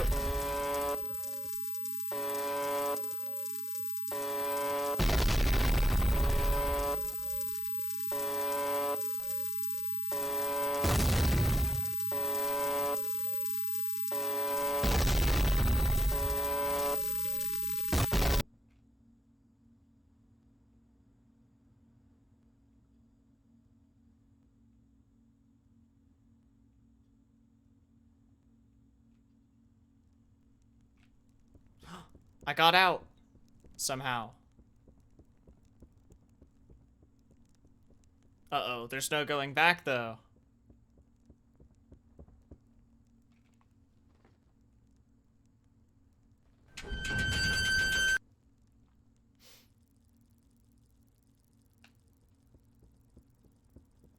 Oh, wow, we're actually in the catacombs now.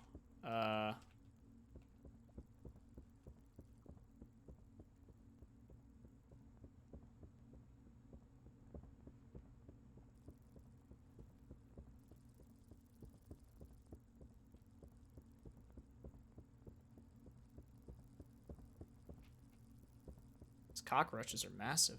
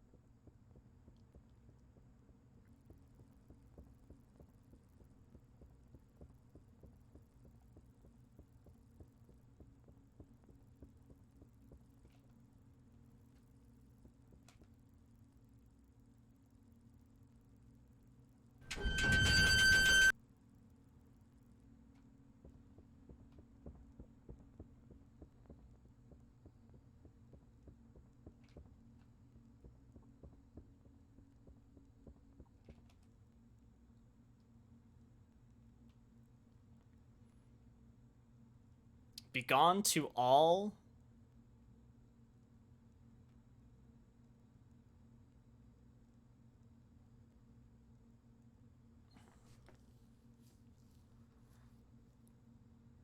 What?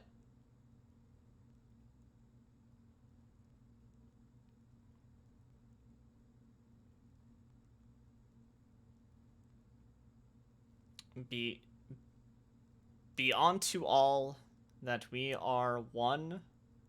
The stairs shall ascend to the true and only God.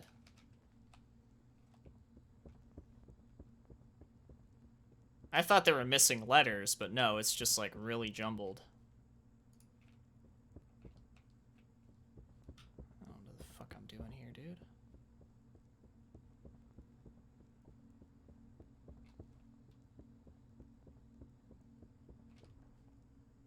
A grenade? The fuck do I need a grenade for? What the hell?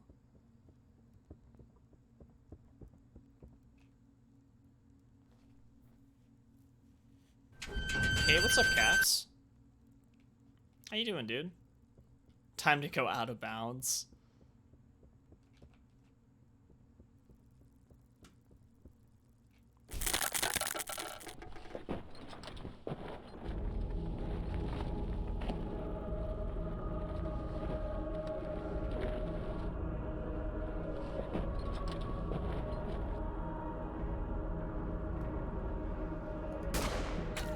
Ah!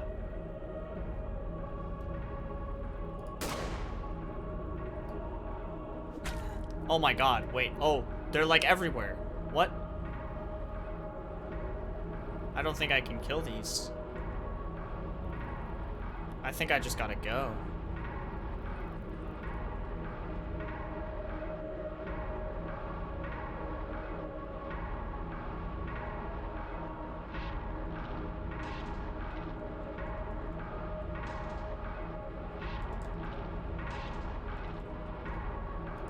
This music is pretty cool, though.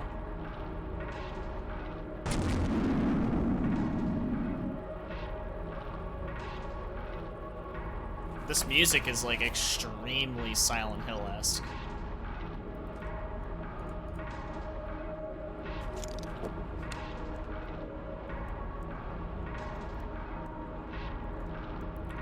What? Oh, no. I don't...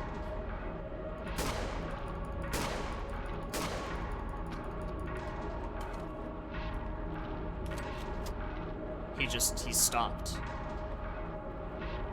He just gave up. Oh, fire! Well, that one actually died. Okay.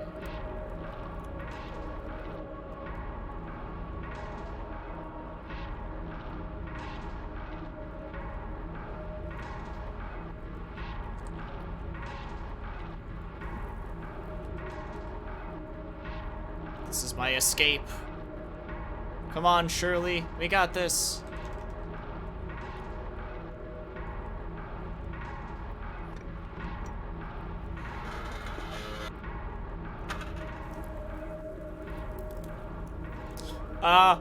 Oh god, I'm on fire. And I'm surrounded.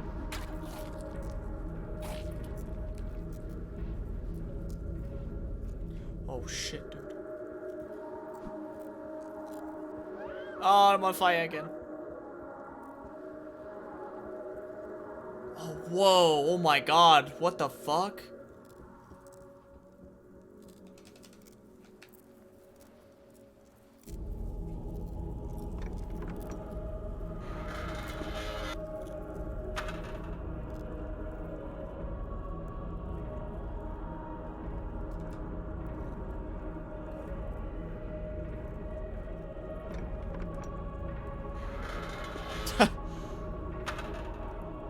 Yeah, this got a little intense.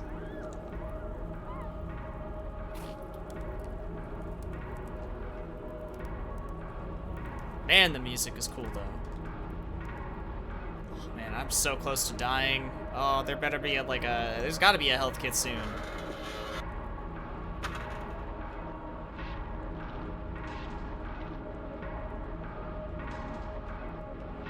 There's a ladder. Emergency escape ladder.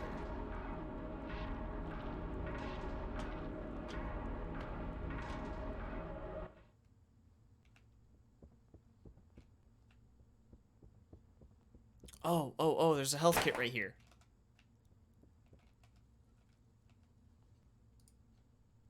Yes.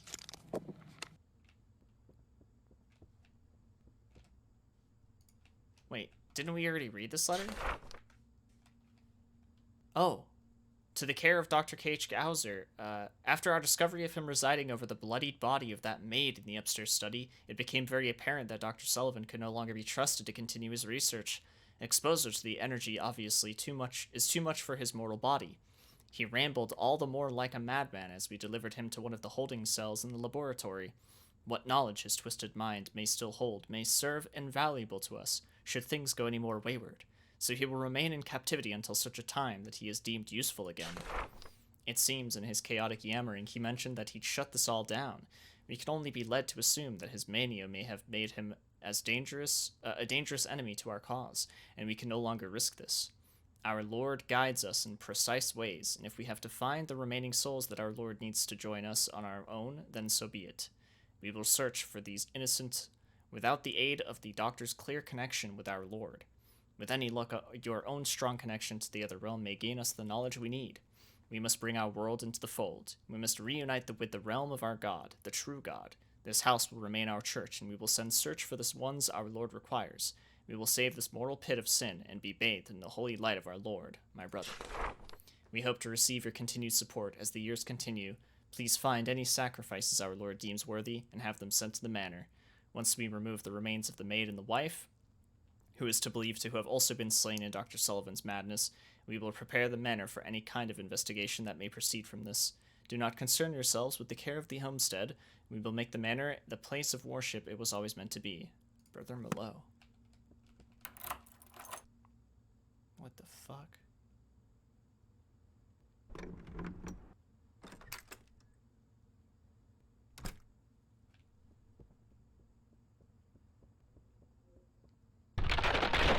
Oh, shit! No, no, no, don't fucking touch me, dude!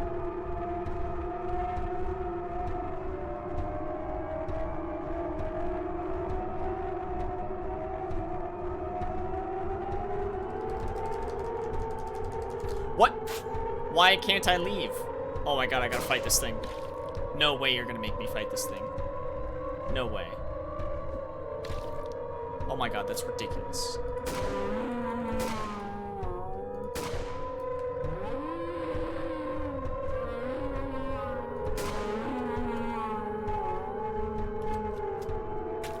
At least he's got some, like, hit stun. Oh, I can't move, Oh my. This fucking guy.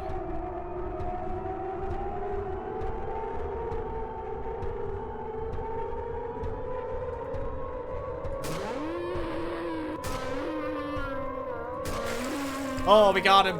Oh, the headshot.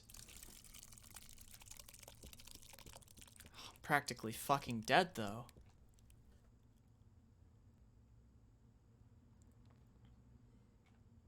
Well, goodbye, Burning Edward. Crazy bastard.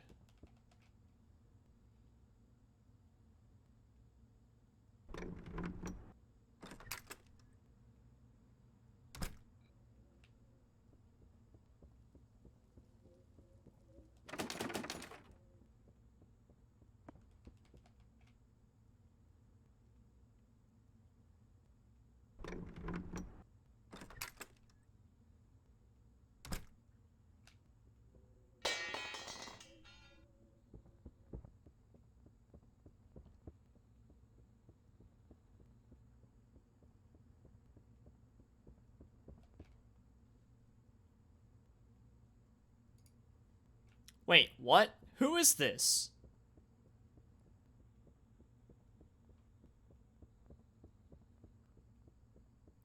I thought I was Shirley, not Margaret.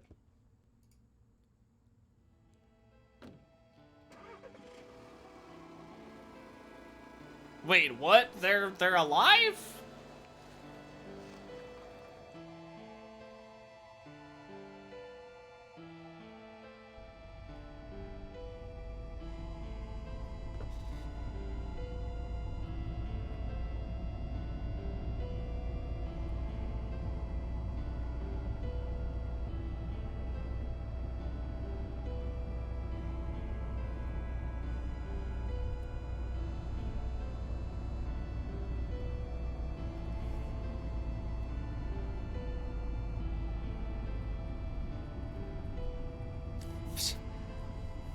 What a confusing ending. What a confusing ending.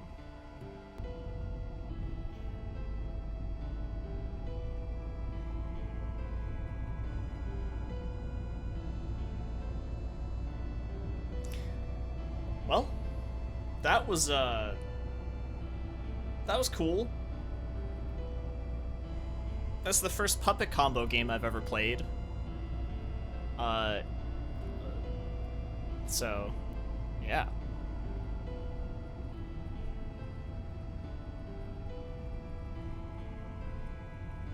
I liked it. I liked it. Too much writing. Too much note stuff.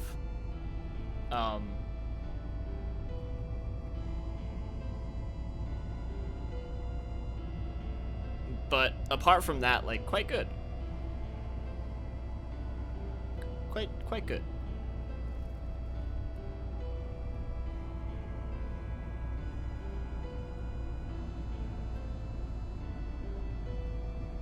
And now they all drive to go get ice cream.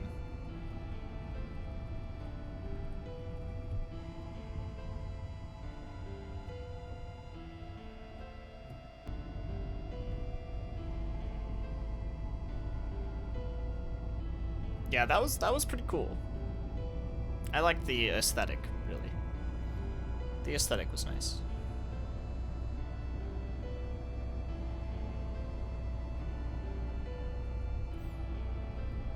Do do do do do do do do do do do do do do.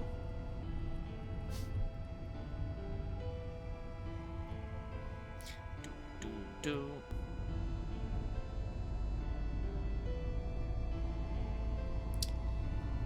All them supporters, yo. They have a lot of backers. Got a lot of backers. The speed run is only 27 minutes. Time for world record? No. No.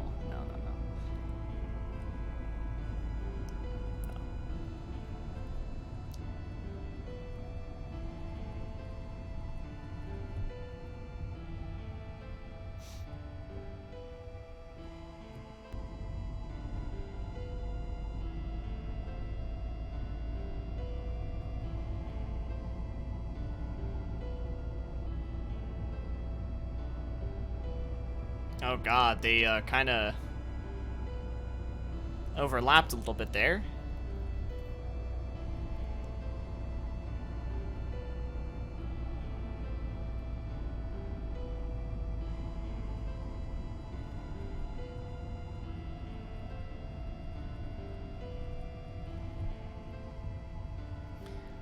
I mean, no doubts about that, Metal Waldo. No doubts about that. Justin Bieber gets stolen. That is fucking hilarious. What the hell kind of name is that?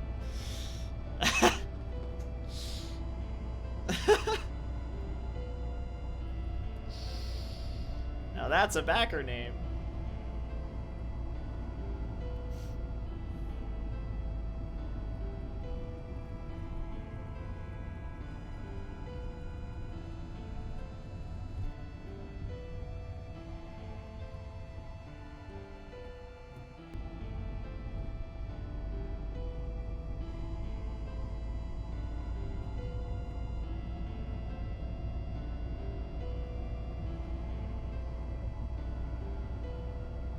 Biggie Smalls. Thanks, Biggie Smalls, for backing this game.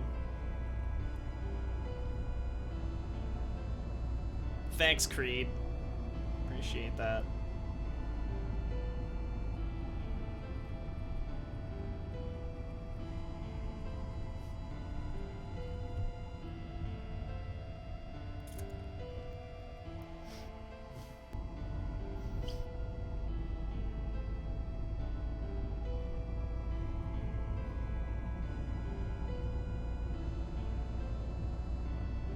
Oingo Boingo. Thanks, Oingo Boingo. That was awfully generous of you.